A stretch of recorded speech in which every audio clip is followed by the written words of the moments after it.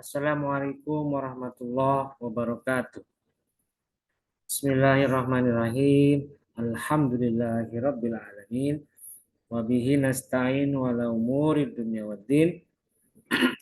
Wassalatu wassalamu ala asyrafil anbiya'i wal mursalin. Sayyidina wa maulana Muhammadin wa ala alihi wa sahbihi ajmain. Rabbi shrah li sadri wa yassir li amri wahlul 'uqdatam min lisani yafqahu qawli amma ba'du. Baik, perkuliahan hari ini kita buka bersama-sama dengan membaca lafaz basmalah. Bismillahirrahmanirrahim.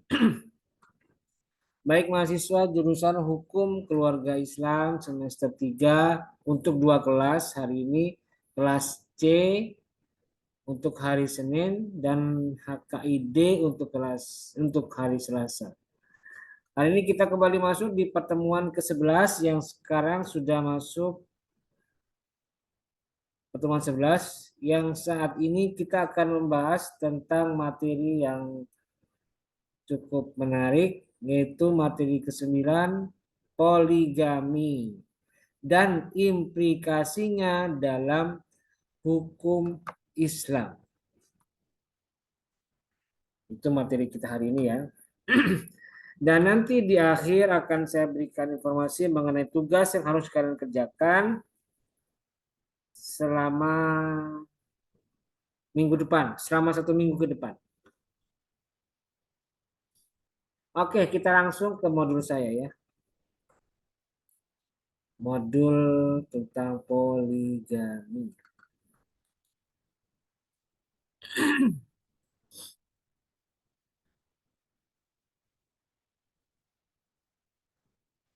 Oke, udah muncul ya.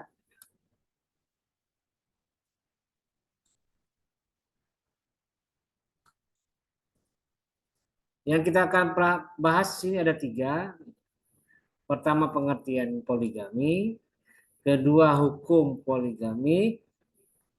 Ketiga, prosedur poligami dan implikasinya dalam hukum Islam. Oke, yang pertama kita langsung ke pengertiannya. Apakah itu pengertian poligami?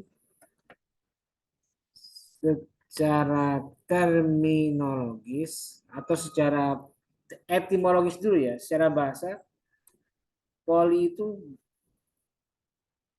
banyak. Poliklinik, berarti klinik yang jumlahnya banyak. Politeknik, kampus yang jumlah prodi tekniknya banyak. Itu poli. Sedangkan gami itu istri.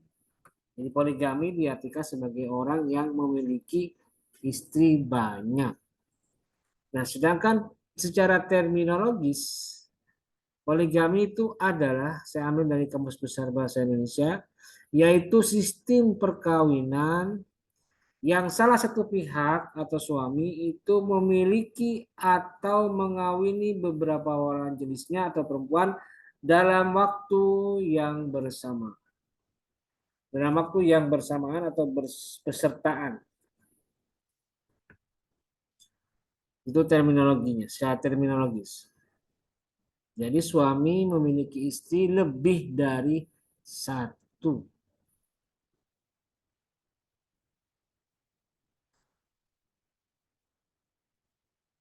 Nah, poligami sendiri, istilah ini berasal dari bahasa Yunani yang berarti suatu perkawinan yang lebih dari seorang.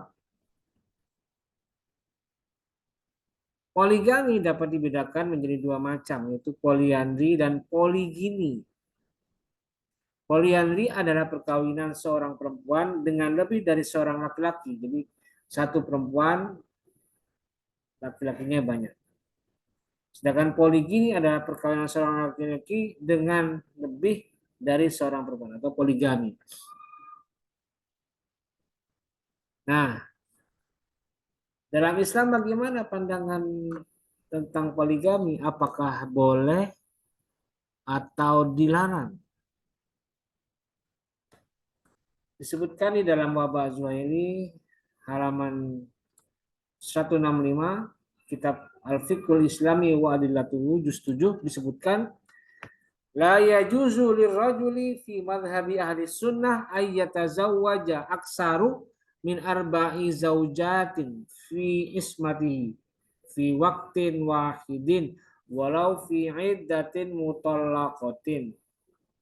Jadi secara kesepakatan ittifaq para ulama mazhab ahlus sunnah itu menyatakan bahwa seorang laki-laki itu boleh memiliki istri lebih dari satu, tetapi tidak boleh lebih dari 4 istri. Jadi maksimal itu hanya 4.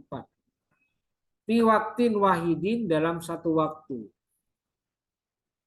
Jadi artinya jika seorang suami ingin memiliki istri lebih dari satu, boleh.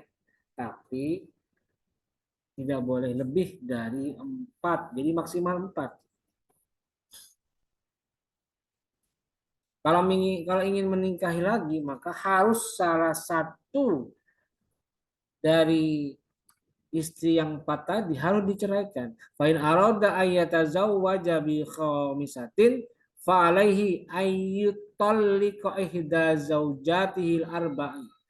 Jadi kalau mau menikah yang kelima kalinya atau menikahi perempuan yang kelima, maka salah satu dari 4 istrinya harus diceraikan, harus ditalak. Ya. Itu poligami itu boleh. Tapi ada tapinya nih, nanti ada keterangan tambahannya.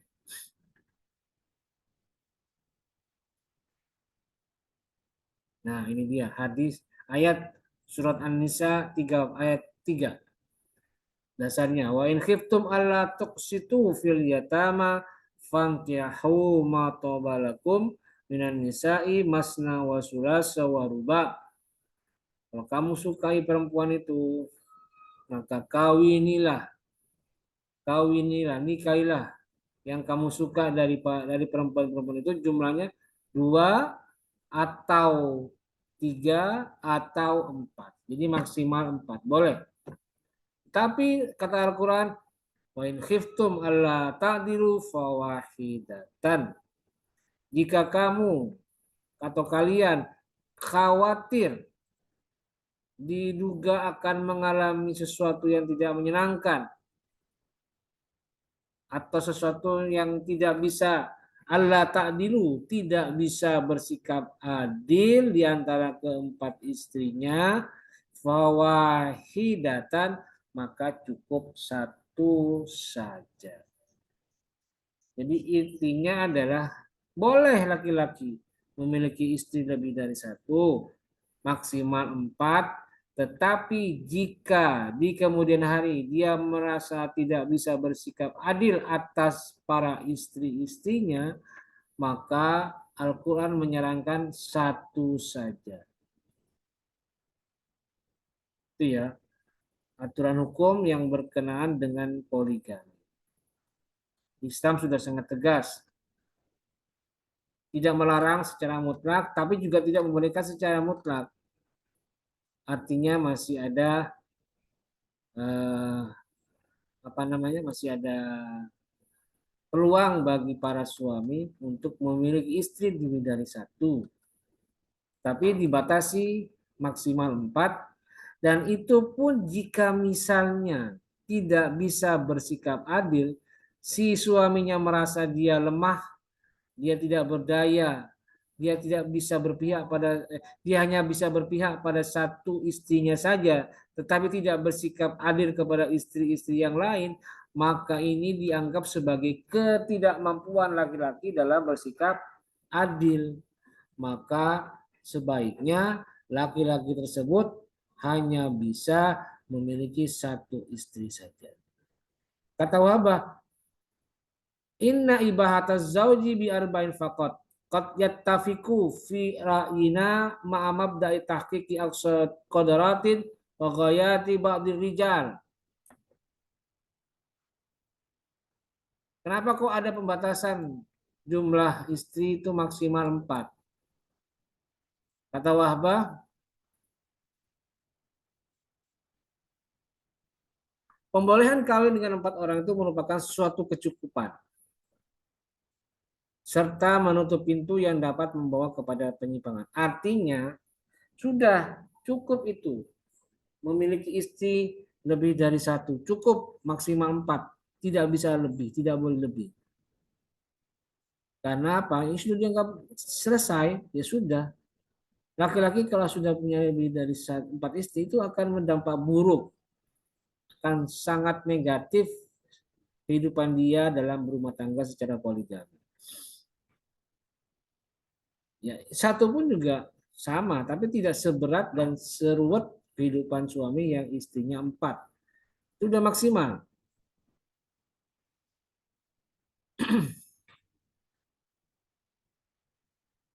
Dan summa inna fi ziyadati alal arba khauful juri alaihinna bil ajzi anil qiyami bi huquqihinna. Kemudian dengan bertambahnya jumlah istri lebih dari 4, dikhawatirkan menimbulkan kemaksiatan akibat tidak dapat memenuhi kebutuhan hidup para istri. Jadi sudah cukup 4. Karena kalau misalnya dia memiliki istri lebih dari 4 itu justru membawa mudarat bagi dia karena dia akan menanggung banyaknya kehidupan para istrinya yang begitu banyak. Misalnya 5, 6, 7. Dan dia diyakini meskipun dengan kemampuan finansial yang dianggapnya cukup, tapi sebenarnya menyimpan bara dalam sekam yang justru bisa membara suatu saat, bisa meledak suatu saat, dan justru bisa terjerumus seseorang itu ke dalam dosa dan maksiat. Apa ya? Menzalimkan istri, menzalimi istri dan lain sebagainya. Ya itu dia. Menzalimi istri, anak istrinya tidak ternafkahi dengan baik dan segala macam. Jadi kesimpulannya sudah cukup Islam memberikan batasan. Istri boleh lebih dari satu, tapi maksimal 4.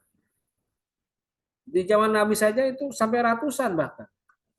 Tapi begitu ayat ini turun, maka sahabat yang memiliki istri lebih dari satu atau poligami, istrinya sampai puluhan, oleh Rasul disuruh, sudah ceraikan istri-istri yang lain. Kamu ambil yang 4 saja, ambil 4 saja, sisanya ceraikan.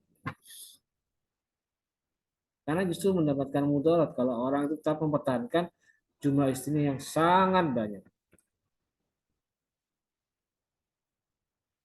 Wa ila hadza asyara al-Qur'anu biqaulihi azza wa jalla fa in khiftum alla ta'dilu fawahidatan.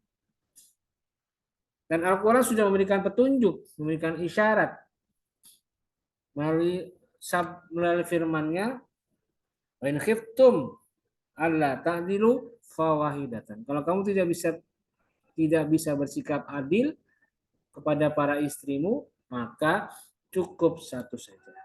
Aila ta'dilu fil qismi wal jima'i wan nafaqati fi zawajil masna wasulasi warubai. Maksudnya apa? Tidak bisa bersikap adil fil qismi dalam berbagi tempat tinggal atau berbagi jadwal tinggal. Karena kan istri itu 4 misalnya. Suami itu wajib membagi rata waktu tinggalnya dengan para istrinya dengan waktu yang sama. Misalnya 2 hari, 2 hari, 2 hari. Dibagi sama. Tidak boleh berkurang, tidak boleh tidak sama jumlah kehadiran di rumah. Wal jimai dan juga berhubungan suami istri. Wan nafaqati dan juga nafkah, memberi nafkah.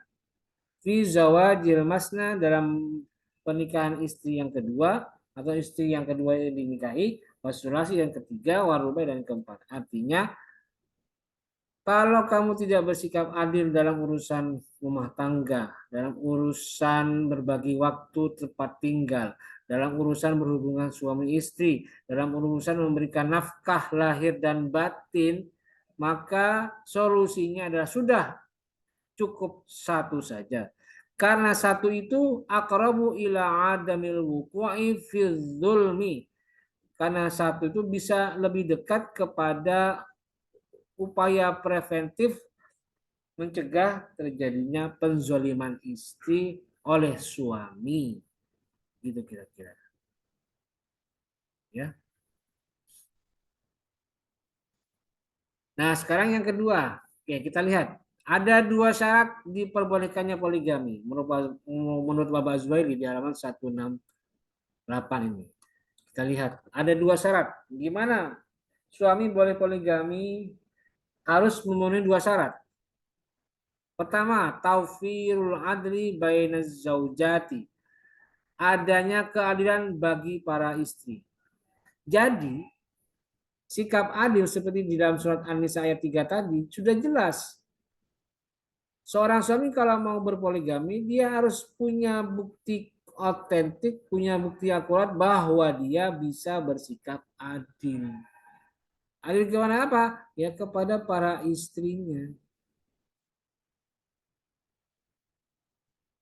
Maksudnya apa adil itu? At-taswiyatu baina zaujati fin nawahil madiyati min nafaqatin wa husni muasyaratin wa mabitin.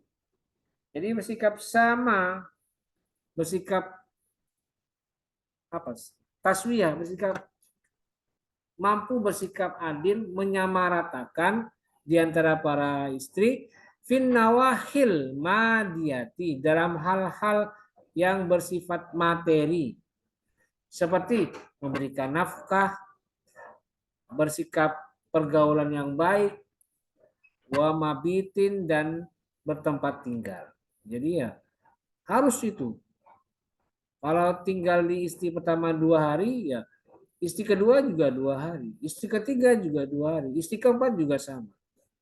Tidak boleh istri pertama 1 hari, istri kedua 2 hari, istri ketiga 3 hari, istri keempat 4 hari. Lebih banyak istri keempat. Tidak boleh begitu. Harus sama memperlakukan para istri dalam hal tinggal di rumah istri. Dan istri juga harus disediakan rumah masing-masing. Wajib itu.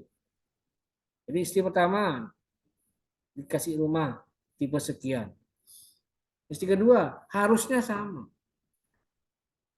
Tapi Pak, bagaimana kalau tinggal di satu rumah dikumpulkan jadi satu? Boleh, tapi catatannya harus punya sumur sendiri, dapur sendiri, kamar sendiri, ruang tamu sendiri. Supaya nanti kan enak kalau misalnya ada tamu. Nah, di tamunya di tempat yang kelihatan berbeda dengan para istri. Ini kan begitu. Ya pintunya harus ada 4 itu, pintu ruang tamu. Kalau mau dikumpulkan silakan seperti itu. Atau pindah rumah, carikan rumah masing-masing. Dan juga urusan nafkah. Nafkah ini juga tidak boleh berkurang, ya, tidak boleh beda, harus sama. Dan diukur dari jumlah anak. Misalnya istri itu dikasih nafkah 5 juta, setiap istrinya 5 juta per bulan. Tapi kalau misalnya anaknya, misalnya istri pertama anaknya 3, ya berarti satu anak dihitung 2 juta. Berarti anaknya 3, berarti 6 juta. 6 kali 5, 11 juta. Jadi sebulan itu harus 11 juta menyiapkan uang untuk nafkah istri pertama. Istri kedua, belum punya anak misalnya. Ya sudah berarti 5 juta saja. Sama seperti istri pertama tadi, 5 juta. Istri ketiga, anaknya 2, ya berarti 5 juta ditambah 4 juta. Jadi begitu. Dan seterusnya. Jadi artinya urusan nafkah harus diatur serata mungkin dan sesuai dengan kebutuhan anak yang mereka miliki dari masing-masing istri tadi. Jadi seperti itu. Islam sampai ke situ arahnya untuk memperlakukan poligami. Dan memang tidak mudah dan tidak ringan dan tidak murah. Orang yang mampu berpoligami itu adalah orang-orang terpilih, orang-orang yang memiliki kemampuan finansial yang luar biasa.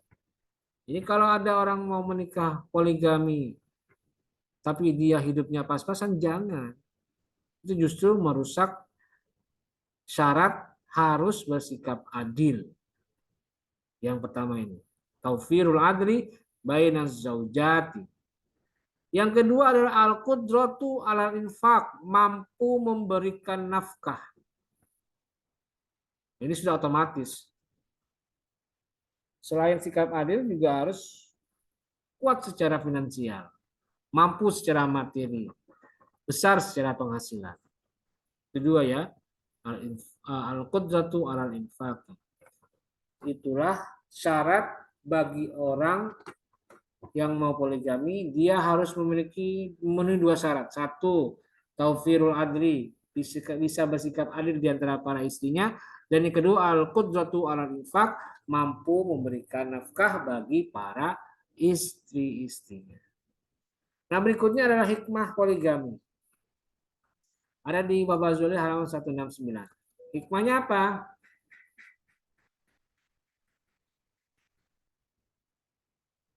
Hikmatu ta'adudi zaujati. Hikmah memiliki istri lebih dari satu atau istrinya memiliki jumlah istrinya banyak.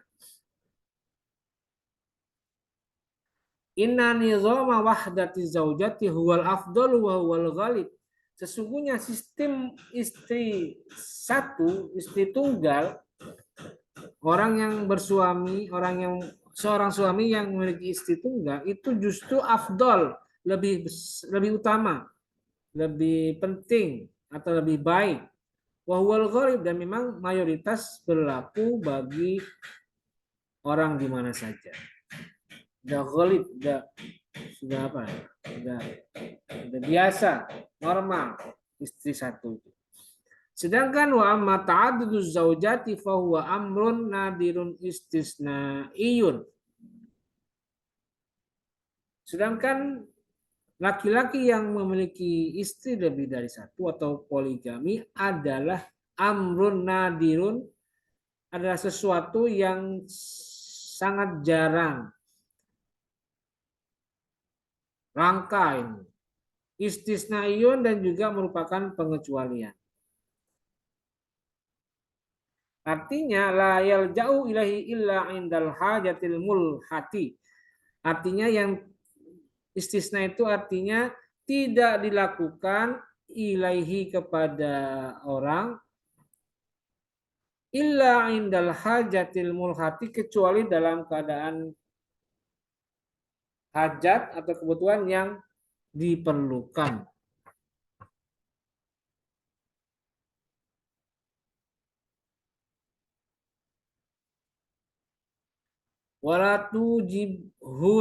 Walatujibhus syari'atu ala ahadin. Jadi sebenarnya hukum Islam, syariat itu tidak pernah memberikan kewajiban untuk berpoligami pada siapapun. Walaupun di situ ada keterangan, fankihu ma tobalakum minan nisa'i masna wa sulasa wa ruba. Walaupun kalimatnya aman, perintah fankihu, tapi sebenarnya Islam tidak pernah memerintahkan untuk menikah lebih dari satu. Islam tidak mendorong, tetapi Islam bal wala targhab fihi, artinya apa? Tidak mendorong untuk poligami. Wa inna ma ibahat wa inna ma abahathu syariatu bi asbabin amin wa khassatin. Sesungguhnya kenapa itu ada dalam syariat? Karena sesungguhnya syariat membolehkan, tapi dengan alasan atau dengan sebab yang umum dan khusus, kata Wabazuel. Boleh, karena ada sebab khusus dan umum. Apa itu sebab khusus dan umum? Kita lihat. Sebab umum, kenapa poligami itu dibolehkan? Nah, sebab umumnya adalah faminha mu'alajatu halati qillatir rijali wa kasratin nisa'i. Untuk mengatasi masalah sedikitnya jumlah laki-laki dan banyaknya perempuan. Jadi dulu ada di satu kondisi laki-laki itu jumlahnya sedikit, sangat minim. Tetapi sebaliknya jumlah perempuan banyak, mayoritas. Nah, ini akan menimbulkan ekses-ekses negatif jika tidak diambil solusinya. Akan mungkin, contoh, banyak perempuan yang tidak bisa menikah. Kenapa? Jumlah laki-lakinya sedikit. Akhirnya, sebab inilah yang membuat hukum poligami itu dibolehkan. Supaya apa? Supaya perempuan yang tidak memiliki suami itu bisa menikah.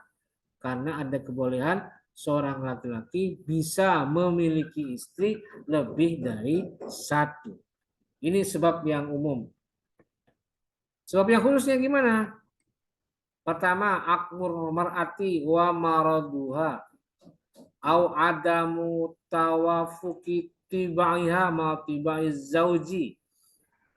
Kemandulan istri atau adanya penyakit atau tabiat yang tidak sejalan dengan tabiat suami. Ya, ini mandul.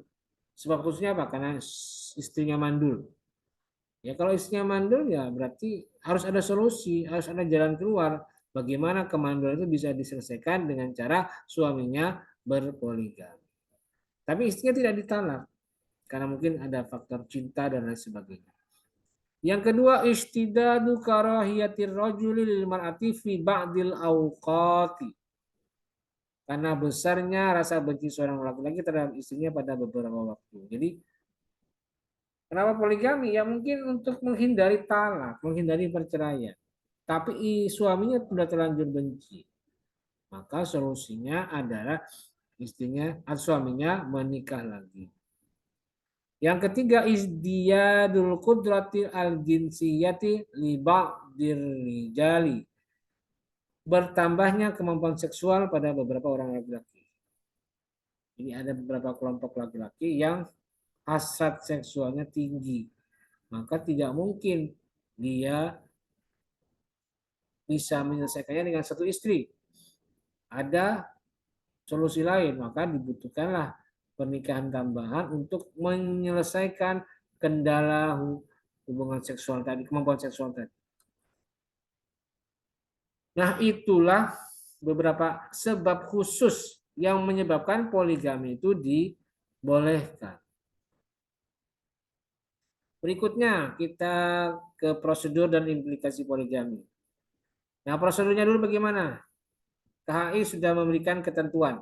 Kita lihat di pasal 56. Disebutkan, suami yang hendak beristri lebih dari satu orang harus mendapat izin dari pengadilan agama. Jadi secara normatif, hukum positif di Indonesia, aturannya sudah sangat jelas. Seorang yang ingin menikah, seorang laki-laki yang ingin menikah lebih dari satu, maka aturannya agar diakui secara hukum oleh negara, maka ia harus mengajukan permohonan dulu ke pengadilan agama. Jadi kalau tidak dapat izin, ya berarti tidak sah pernikahan poligaminya. Hukum positif tidak akan mengakui dan negara tidak akan mencatatnya. Nah, bagaimana supaya diakui? Maka suami yang mau poligami ini harus mengajukan permohonan terlebih dahulu ke pengadilan agama. Gitu. Kalau misalnya suaminya menikah lagi, tapi tidak mengajukan izin, maka pernikahan keduanya atau ketiganya atau keempatnya itu tidak diakui oleh negara karena tidak memiliki kekuatan hukum yang kuat. Walaupun secara hukum syariat diakui dan dianggap sah karena sudah memenuhi syarat dan rukun pernikahan. Tapi itu tidak tercatat di lembar negara, tidak dicatat oleh negara karena tidak ada proses yang diikuti terlebih dahulu. Jadi harus ada izin ya dari pengadilan agama. Itu ada di pasal 56. Kemudian di pasal 57. Nah, kalau sudah mengajukan izin ke pengadilan agama, ingat, ada yang harus diikuti. Pengadilan agama di pasal 57 disebutkan hanya memberikan izin kepada seorang suami yang akan beristri lebih dari seorang apabila ada apabilanya. Satu, istri tidak dapat menjalankan kewajiban sebagai istri. Dua, istri mendapat cacat badan atau penyakit yang tidak dapat disembuhkan. Tiga, istri tidak dapat melahirkan keturunan. Jadi syarat ini harus dipenuhi agar pengadilan bersedia mengizinkan seorang suami untuk menikah lagi. Kalau tidak ada alasan yang diterima, dari tiga ini tidak ada misalnya, ya tidak akan diterima. Atau mungkin ada alasan lain.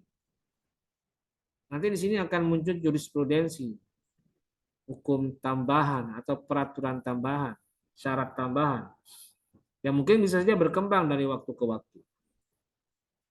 Ada alasan lain sehingga pengadilan agama di luar yang tiga ini itu mengizinkan untuk pembolehan suami menikah lagi untuk yang kesekian kalinya. Itu di pasal 57 ya. Berikutnya di pasal 58. Nah, perhatikan ini. Di ayat 1,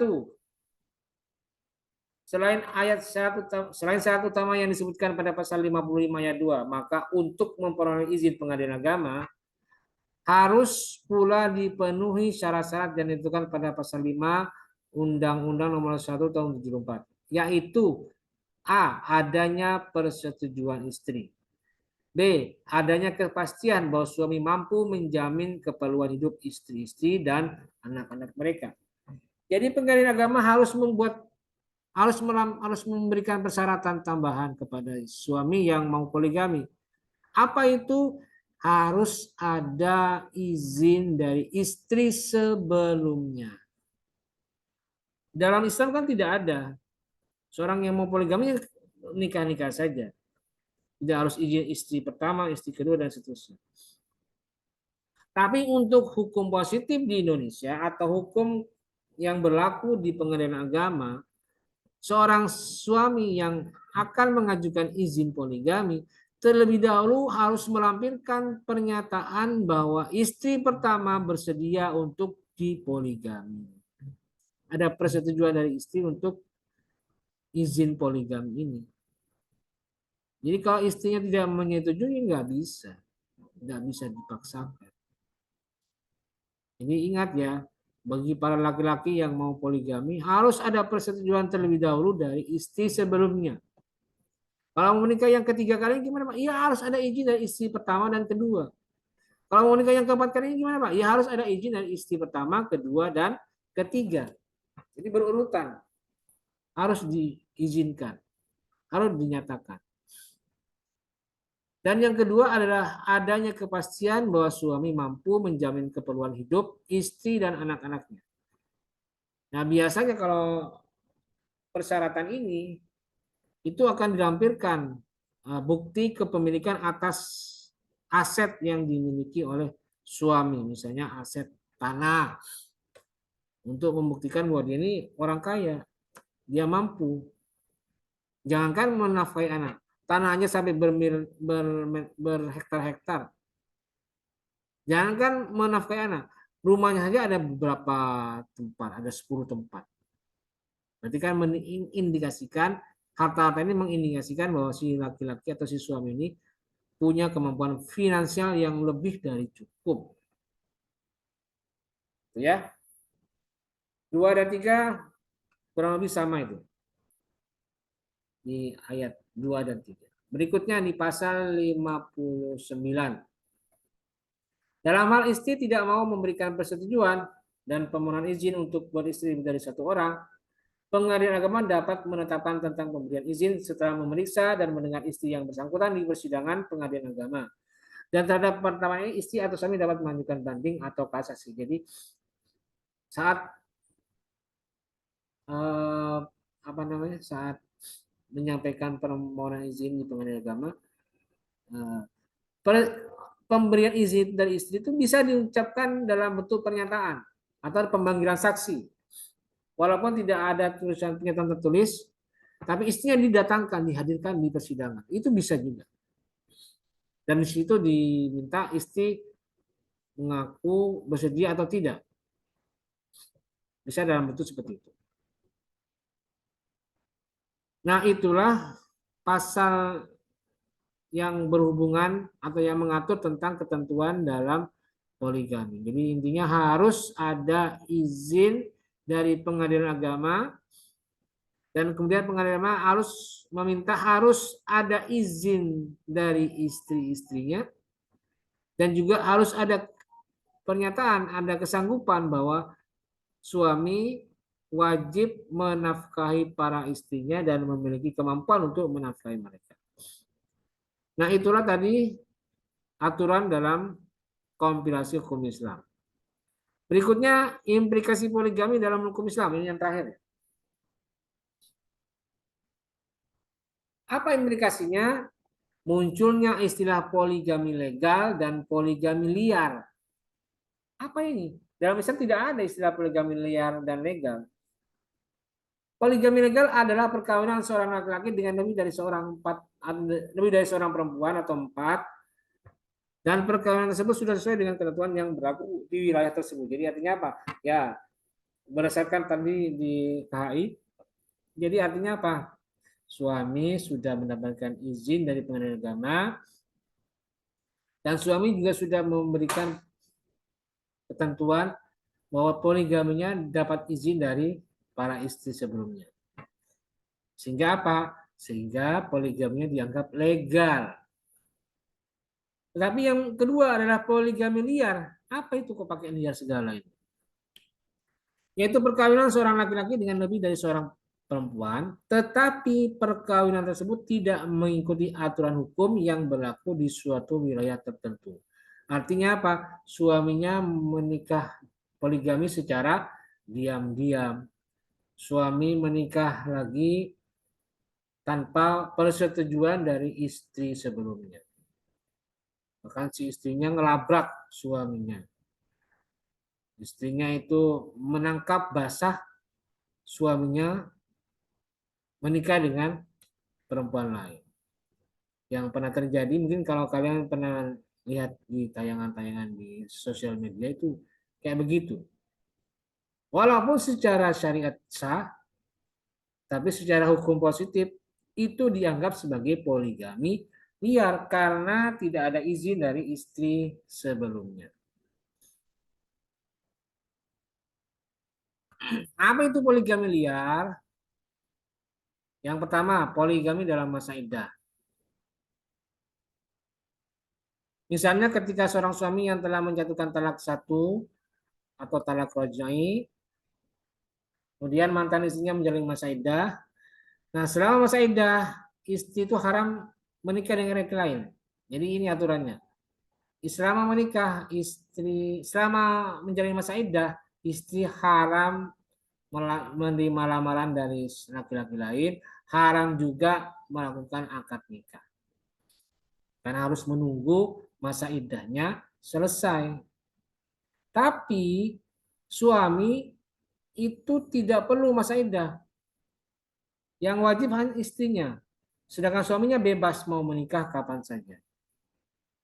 Nah, jika dalam masa iddah tersebut mantan suami menikah lagi dengan perempuan lain, maka dengan sendirinya suami ini sudah melakukan poligami liar. Karena apa? Dia masih memiliki mantan istri yang sedang menjalani masa iddah. Di satu sisi dia sudah menikah lagi. Jadi dia sudah poligami. Tapi poligaminya poligami liar. Kenapa? Tidak sesuai dengan persyaratan poligami. Dianggapnya inilah merupakan perilaku penyelundupan hukum. Karena apa? Ya karena bertentangan dengan aturan yang berlaku. Terutama pasal 4 Undang-Undang Nomor 1 Tahun 74 yang menyatakan dalam hal seorang suami akan beristri lebih dari seorang, maka ia wajib mengajukan permohonan kepada pengadilan di daerah tempat tinggalnya. Jadi ya dia tidak mengajukan permohonan karena apa? Dia nikah tanpa izin dari istri sebelumnya. Walaupun istrinya sudah dicerai talak satu, tapi dia sedang menjadi masa iddah, maka itulah dianggap sebagai poligami liar. Lalu yang kedua, poligami itu bagaimana? Poligami akibat berkholwat. Kholwat itu maksudnya adalah perbuatan bersunyi-sunyi atau duduk berduaan di tempat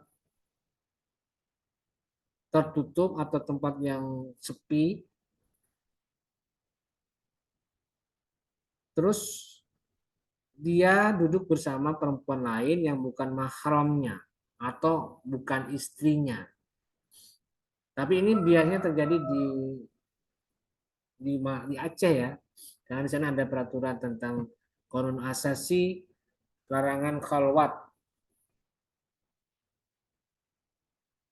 Nah, repotnya begini, kalau misalnya di Aceh itu ada dua pasangan bukan mahram itu duduk berduaan di satu tempat sepi, kemudian tertangkap basah oleh apa? oleh oleh Wilayatul Hisbah atau Satpol PP-nya Syariah, ya, Wilayatul Hisbah atau Satpol PP-nya Syariah, maka biasanya ini ada pilihan kepada mereka.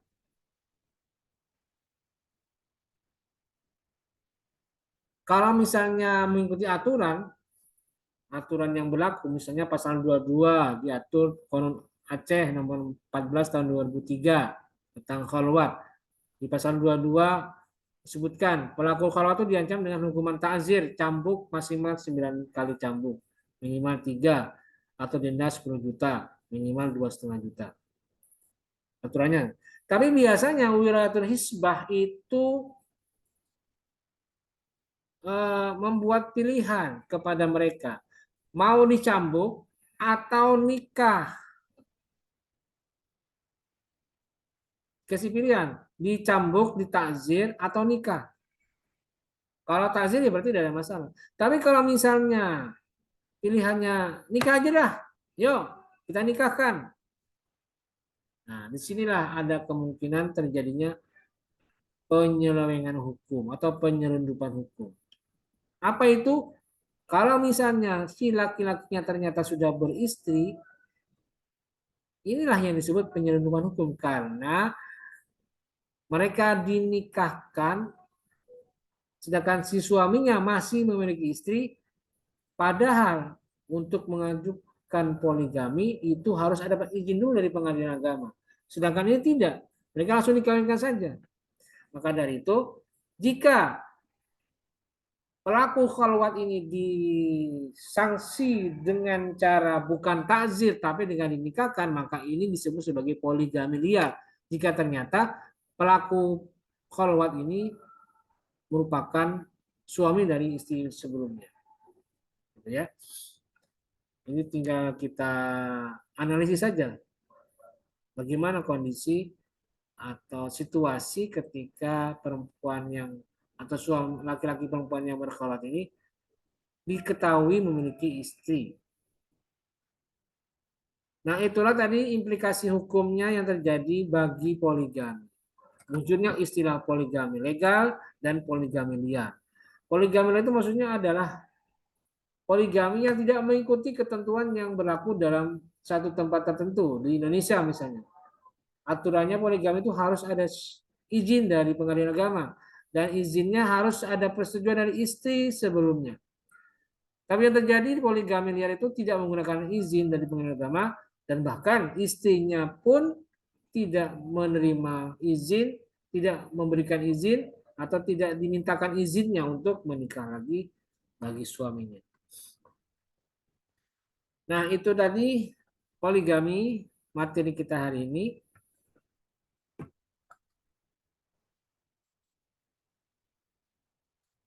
Dan berikutnya saya akan sampaikan tugas untuk materi poligami hari ini.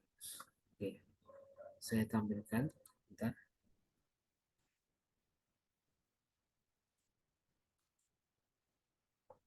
Ini dia.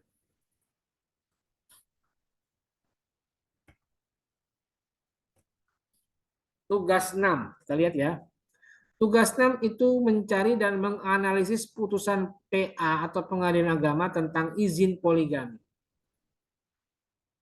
Apa tugasnya? Carilah putusan pengadilan agama tingkat pertama. Tingkat pertama itu berarti pengadilan agama ya, bukan pengadilan tinggi agama, tapi pengadilan agama. Tingkat pertama dari mana saja terserah, mau dari pengadilan agama Serang, pengadilan agama Pandeglang, pengadilan agama Cilegon, pengadilan agama Rangkas Bitung, pengadilan agama Tangerang, pengadilan agama Tiga Raksa, semuanya bahkan seluruh Indonesia silakan dipilih. Tidak ada batasan. Yang penting pengadilan agama di wilayah hukum Indonesia dan juga mahkamah syariah. Yang memuat putusan pengadilan agama tentang izin poligami. Dan setelah itu buatlah analisisnya yang memuat. Jadi setelah kalian cari putusannya, terus kalian buatkan laporannya dengan analisis kalian yang memuat tentang satu, duduk perkaranya apa, masalahnya apa, tuntutan peristiwa apa. Kemudian yang kedua, alasan pengajuan izin poligami. Dan yang ketiga, putusannya bagaimana. Berikut alasannya. Apa alasan dipakai ketika memutuskan oleh majelis hakim. Nah, jadi saya minta kalian kreatif dalam mencari putusan pengadilan agamanya bagaimana. Saya kasih contoh ya. Oke, saya kasih contoh ini. Ini untuk memudahkan kalian dalam mencari. Perhatikan. Ya, sudah muncul ya. Oke. Perhatikan. Caranya adalah kalian ketik di sini di browser putusan. Nah, itu dia sudah muncul ya. Putusan 3 titik Mahkamah Agung titik go titik id. Enter. Kita tunggu sampai muncul. Sudah mulai muncul. Nah, ini dia. Setelah itu kalian kemana ini? Oke, langsung saya tunjukkan. Bisa juga langsung diketik, tapi agak susah kalau tidak tahu. Atau langsung ke direktori, lihat nih, direktori. Nah, di sini ada muncul klasifikasinya apa, putusannya tahun berapa, registernya tahun berapa, uploadnya tahun berapa. Nah, pilihlah yang perdata agama ini dia. Jadi klik, oke. Ini sudah muncul perdata agama. Kalau sudah muncul, ingat turun ke bawah, lihat. Nah, ini dia. Turunkan dulu yang tadi itu. Nah, sini kan sudah kumpul. Perdata agama ini ternyata ada sekian ratus ribu putusan atau sekian juta putusan. Ini perdata agama ya. Nah, pilih yang izin poligami. Ini ada 7.489 putusan izin poligami. Silakan diklik aja ini. Klik izin poligami. Tunggu sebentar. Nah, sudah muncul, kita lihat di bawah ini. Nah, ini ada banyak nih. Ada banyak. Jumlahnya sekitar 7 ribuan tadi. 7.489 putusan. Nah, pilih ya. Gitu caranya ya mencari ya. Silakan pilih. Nah, di sini ada PA Depok, PA Kalianda, PA Purwokerto, PA Garut, PA Banyuwangi, PA Plahat, PA Jombang, PA Tiga Raksa, PA Jakarta Barat, Tiga Raksa lagi, Mungkit, kemudian Wates, Tiga Raksa lagi, Temanggung, Lamongan, Jombang, Tiga Raksa lagi, Banyuwangi, Bekasi, dan seterusnya. Banyak ya. Nanti kalian pilih mana. Lalu setelah kalian pilih, kalian buat laporannya, analisisnya, sistematikanya, duduk perkaranya apa, alasan izin poligaminya apa, dan putusannya bagaimana. Oke, kita kembali ke yang tadi. tugas tadi ya. Nah, perhatikan, setiap mahasiswa harus berbeda nomor putusannya. Jadi untuk menghindari plagiasi, untuk menghindari copy paste sesama teman, ya harus ada perbedaan di antara para mahasiswa yang memilih putusannya. Tolong bedakan, jangan sampai sama. Nanti saya akan teliti, saya akan cross check, saya akan nilai, saya akan amati apakah ada keserupaan di antara putusannya. Kalau misalnya putusannya sama, sama persis, nomornya sama, tahunnya sama, PA-nya sama, maka saya akan bersikap tegas. Yang meniru dan yang ditiru itu saya kurangi sama. Jadi yang saya sanksi ya dua-duanya. Yang meniru dan yang ditiru. Ingat, saya ulangi.